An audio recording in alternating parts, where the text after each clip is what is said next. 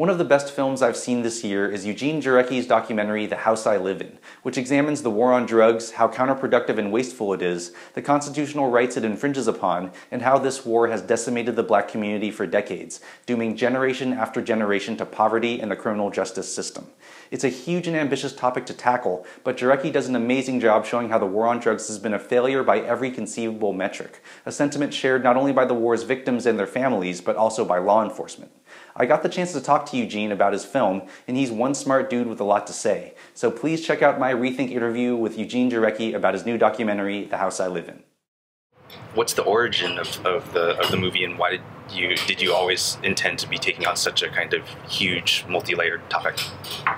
I think through time I've noticed that I have a tendency to focus on big systemic issues facing the country.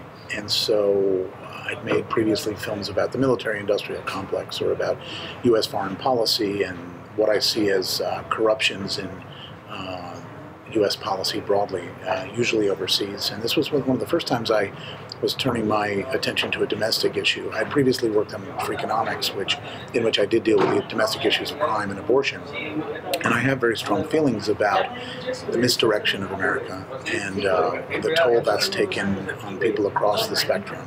But particularly the way in which America has in so many ways become, in a very critical way, a very class-dominated society. You know, the 400 richest Americans today have more money than the bottom 150 million. When you reach numbers like that, you have left any mooring to the kind of equality of opportunity that is suggested by our hopes for democracy. And so systems that reflect that wealth gap and systems that reflect the democracy gap that's implied by it are systems that I target for investigation and inquiry, because it's important to me to act as a kind of conscience to the system with my camera, if I can, as many of us who make documentaries, seek to do. So, in answer to your question, I wanted to make a film about the war on drugs because I saw inequities that were affecting Black America, particularly Black Americans that I'd grown up very close to, were finding themselves slipping in many ways, and a lot of the expected or hoped for Black progress that one would have anticipated after the Civil Rights Movement seemed thwarted and undermined by some force in the American story that I wanted to better understand, and over time it revealed itself to be the war on drugs. For me, one of the most striking parts of the movie was the Lincoln historian when he lays out all the things about how drug laws have always been to go after minorities, and it was one of those moments where I was like, how come I didn't know about this? And then do other people know about this? It seemed like that sort of kind of blows the lid off the whole thing. And if you don't mind my asking, are you Chinese American? Half Chinese, half Korean. So there you go. I mean, it's in part a story of your own background, and you don't know it, let alone the fact that the average American has no idea about it, right? Look, so much happens in the American story in broad daylight that is inconsistent with our ideals, and yet we live through it every day and say nothing about it. So yes, we live on soil here that was stained by the blood of indigenous peoples. We live on soil across this country that was fertilized with the sweat of African slaves. We have so much in our background to consider. I don't say atone for, because you and I didn't hold slaves, you and I didn't kill the Native American, but we live here and are beneficiaries of those horrors.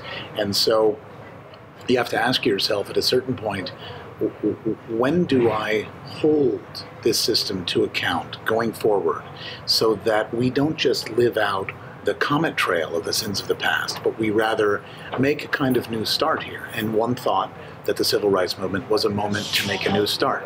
That history that Richard Miller talks about in the film is a history where chapter by chapter we have seen drug laws in America be used as a kind of thinly veiled device for racial and social control, for the ability to harass targeted groups, to target a group and say that group is the source of all of our problems, whether they're Chinese or Mexican or Black or whomever. In this society, it was for a long time gay people. We're going to target that group as a source of society's woes. Then we're going to isolate that group, make it very difficult for them to live except in a ghettoized, very specific area or region. And these are all just social phenomena at that point. The law has not become involved. What Richard Miller points out is in the third step, called which he will call confiscation, the law becomes involved. So now you've got identification, isolation, confiscation. And what is confiscation? Confiscation is the ability to stop people on the street and search and seize them in a way that you previously couldn't. And so all of a sudden you have this phenomenon of our Fourth Amendment rights being abridged, where all of a sudden, you know, as happened to my ancestors, for example, in Nazi Germany, from one day to the next, a Jew was allowed to walk on the street one day, and the next day he had to be walking on the street carrying his pass on him, his personal identification, like a national ID card. And all of a sudden you could stop him simply for the search for that adherence to the law. This is a huge leap because it takes you from being a citizen who has sovereignty over their person to being a citizen who's vulnerable to arrest, search, and seizure, detainment, search, and seizure, so that the police can seek probable cause. So there's this extraordinary leap in confiscation that's terribly important, and we see it in society after society, where something shifts and a democratic structure suddenly becomes less than democratic. And of course, after you start confiscating people and their property, what do you do with what you confiscate? You concentrate it, you store it. You store it in facilities, so maybe it's their property, and you have huge auto auctions that we do all over the country of confiscated automobiles of maybe drug dealers. Maybe they weren't, but their car gets confiscated. We have cops in America riding around in these confiscated vehicles because until further notice, that vehicle is their property. We have police departments in America that live off the money that they seize in drug arrests.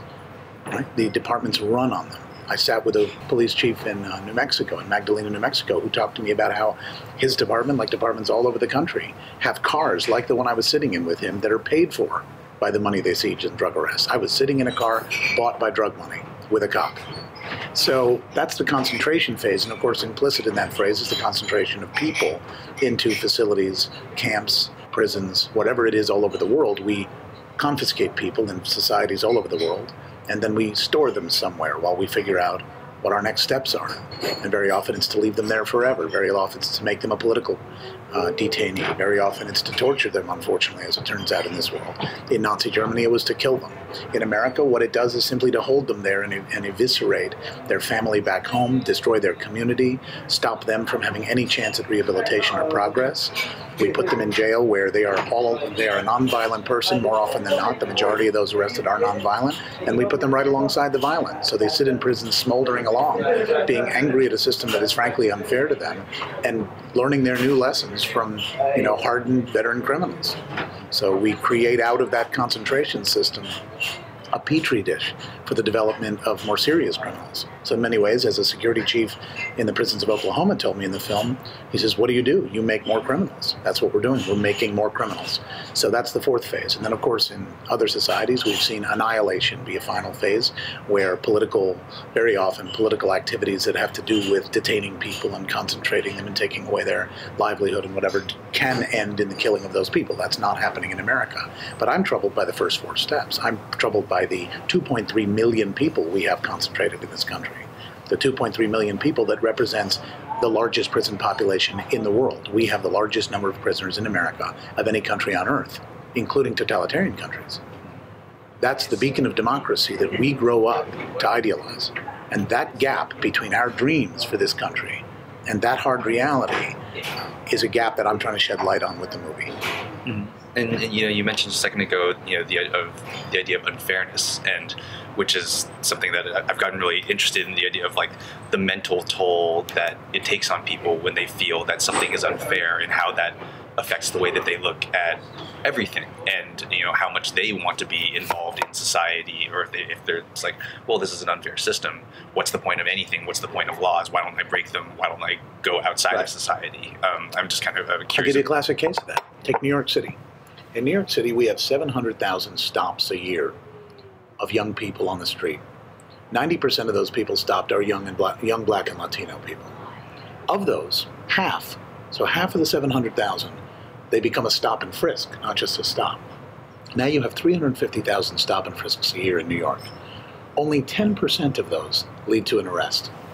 In 90% of cases, all you've done is embarrass the person in front of their community, search them down, denigrate them in front of whoever they care about around them, and then you leave again. And you expect that person, 90% of the time, you expect that person to then trust authority, trust their teacher, believe in the system, be willing to work hard, pick themselves up by their bootstraps, all that personal responsibility talk that we throw at these young people, while we also throw at them, basically, that we're going to kneecap them whenever we can.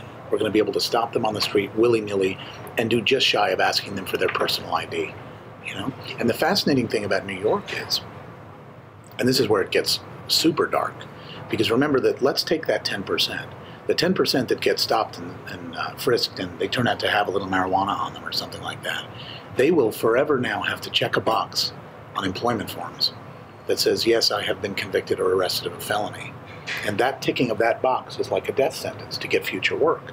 Because when there's a shortage of jobs, you know, when there's a shortage of work in a country and there's a tremendous amount of unemployment like we have, why would I possibly hire somebody who has to tick that box? I'll go get the guy who doesn't have to tick that box. And so how hard are we supposed to hold that young person to account? Well, let's take an example. In New York State, marijuana in your pocket is not a crime. It's a violation. This is a change in the law that happened over 20 years ago. So we now have a young person stopped on the street, stopped and patted down and frisked and whatnot. And they might have marijuana in their pocket. They might therefore not be committing a crime, but they have a violation, something you would get sort of a summons for and fined. Okay. So what does the cop tell them to do? To take it out of his pocket. Tell them to empty their pockets. So now you reach into your pocket, and on the advice of a law enforcement official, you manifest a crime. Something that was not a crime becomes a crime in your hand on the advice of a cop. I mean, what are we doing here? I'd heard someone talk about it recently, you know, just the disparity of you know, minorities getting in a lot of trouble with the law for you know, petty drug use, you know, a little bit of weed or something. And then I was thinking about colleges, yeah. And what it's like on college, you know, where basically, I mean, you can probably figure that at least, you know, 60–70% of the kids there probably have weed in their room or have a pipe or something. You know, universities in America are a basically free drug zone, right? They're not getting the attention of the police. They're not going in there and stopping and frisking those kids on their way out of the frat house, right? They're not going to their eating club or their singing group or their sports team and frisking down all the players in the locker room. If they were, they would find what we found in all of the statistics, which is that, for example, black Americans do not use any drugs more than whites. Take a case example. We often think of crack as a black drug. That largely has to do with how it's policed. But we assume that must mean it's how it's used, that blacks dominantly use crack. Well, let's look at the real numbers. African Americans make up 13% of the US population. They are also 13% of the crack users in America. That means the majority of crack users in America are white. Who ever thought of that? I have never even imagined that a white person takes crack. To find out that the majority of crack users in America are white is shocking enough, but when you then enter a federal court, you find that 90% of those processed for crack charges in America in federal court are black. 13% of the users, 90% of those charged. You wouldn't know it. You walk into these, I mean, I live in the state of Vermont. It's a pretty lily white state. If you can say anything bad about Vermont, and it's pretty hard to, it's that it's relatively sort of ethnically narrow, okay, to put it mildly. It's getting better, but for the moment, we're talking about a pretty lily white state. The Norway of America. Not in the federal court in Vermont. You walk into a federal courthouse in Vermont, you would think you were in the Bronx, because everybody being processed is black. And very often they've been in bed with some white local with whom they're dealing or trading or they're selling and whatnot. And what do the authorities do? They use those locals, they flip them, they give them lenient slap on the wrist, and the black guy from Yonkers or the Bronx or Boston or Harlem, he gets the book thrown at him. And I'm sitting in Vermont. This is supposed to be the sort of, what is it? I thought Vermont was like a communist country until recently, the way it's talked about in the press. It's all Ben and Jerry's and hippies and reefer and whatever else. And yet you go into a federal court, and that's not the picture you have at all. You have the picture of a very hard right-wing regime of law that targets minorities and the poor. with meth being considered mostly a drug done mostly in rural America by whites. Since meth is so predominantly white, if people are especially in red states where I think a lot of it is being produced, if there's starting to be kind of a call for reforming some of those laws. Well, look, Richard Pryor once said that the definition of an epidemic was it becomes an epidemic when it starts to affect white people. So you could argue that the problem of the drug war in America has now become an epidemic because for many, many years, drug laws targeted black Americans disproportionately. In that history that you asked me about, where chapter by chapter we have used drug laws to target individual races. We began with Chinese immigrants in the 1800s. We moved to Mexican migrant workers where we used marijuana laws against them. We targeted black Americans at the turn of the 20th century about cocaine use. This newly liberated post-slavery population was suddenly a threat to your daughter or your wife. If a black man got cocaine in his system, he became a cocaine Negro fiend. And we saw all these headlines of fear-mongering about black cocaine use. We've watched chapter by chapter that legacy unfold. We now come to the present where something is changing, because in the modern era, black Americans once again became targeted using crack. And so crack was the hysteria of the Reagan years. It was turned into a massive national crisis by the media, becoming a kind of mouthpiece for those in the administration and in Congress who wanted to come across as tough on crime because it helps you get elected and stay elected. So they used crack as their ticket. Okay. So with all that going on, we now see a shift suddenly where black Americans are no longer the fastest growing group that are filling our prisons. They remain robustly the central focus of law enforcement in America, and blacks continue to be the most disproportionately targeted group in America by drug laws. No one should forget that for a second. But the growth pattern is not in the black community. The growth pattern is among poor whites, Latinos, and women. And why? Because as many have argued for a long time, drug use and drug selling are very often inextricably linked to poverty. And as this country gets poorer, as our economic crisis affects more and more people who weren't affected before, you suddenly see a shift in this country with drug laws from race to class. You see that increasingly, it is simply a matter of being poor that makes you feel despair, and therefore you need to self-medicate. You feel the need to ease your pain because you feel despair you never felt before and you're unprepared for. And so you start to self-medicate, but then you got to pay for that medication. How are you going to pay for it? Because now you don't have a job. And maybe you already got caught once with a drug on you, so you've got a criminal record already. So it's even harder to get a job. So now you get into this terrible, vicious cycle where you need the drugs because you're self-medicating and now you're addicted. And now you got to pay for the drugs and no one will have you except an underground economy. So you become a small-time petty dealer, the kind of nobodies that we put away in droves when the big boys never get touched. The big boys are as safe as if they were on a college campus where the cops never come. They're all protected. We don't go after them. We keep a steady flow of bodies into this system. And that comes from the targeting of defenseless people who don't have those walls around them. And at the end of the day, what we see now, an increasing number of poor whites getting targeted, it might create an increased argument for change. But I would hate to think that we live in a society, and maybe to some extent we do, where Richard Pryor is right, where only now that it affects white people will we seek to reform it. Well, a lot of people have been seeking the reform of the drug war for a long time. What I think is most happening now is that as it affects an increasing range of populations in America, yes, it becomes harder to ignore. So those of us concerned about it can speak and reach more people with a very strong case. Look at what this is doing, not just to others, but even to your community. And I hate the fact that people seem to need that. We should all care about the other, even if he's 100 miles away, we should care about his pain. But in a busy life, with your mind on a lot of things and the complexities of modern existence, maybe it really does take losing somebody close to you or having somebody close to you get hurt for you to cross over into that place of empathy. And if that's the case, then maybe that's necessary. And look, at this point, this has to change. And so however you get there, however you access the need for change, so be it. I was wondering whether, if you remember the maybe films that you saw in the past that really made you realize, oh, you can really change hearts and minds with film, and that can then go on to affect policy. I don't know that I've seen films that I thought directly affected policy. I mean, you look at some of the standout documentaries or other films over the years that have affected our public thinking.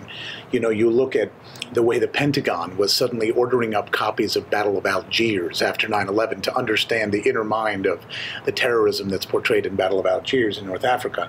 And you see that, of course, there is a power in cinema to shed light in a hopefully transcendent way on forces in our society which we take for granted and we overlook as we go through our lives. And so what is that person thinking? What is going on behind those closed doors? What's really happening here?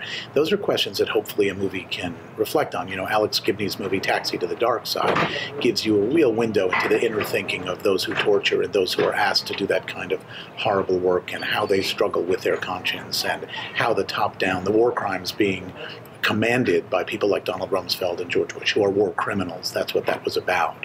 Alex Gibney reveals that by shedding light in that dark space. And I think I seek to shed light in dark spaces if I can, largely for the public good, because I don't believe that you speak directly to power in that way. I mean, there's that beautiful idea of speaking truth to power. And that has its place. You know, you want to know that the powerful behind their closed doors are hearing your uncompromising attack on their hypocrisy. But that only gives you kind of a brief holiday in your heart, because they'll ignore you until you're burning down the house that they're in. They will ignore you until you have pressed pressure points that they can't wiggle around. And so more important to me is to inform the public as well as I can about things that I'm learning. So shed light so the public can then take that information and become animated by it. And then the public can do the heavy work of pressuring our political leaders the way we need to pressure them. We live in a society of the people, for the people, by the people. The whole idea of that is that the whole course of our destiny is supposed to be shaped by us.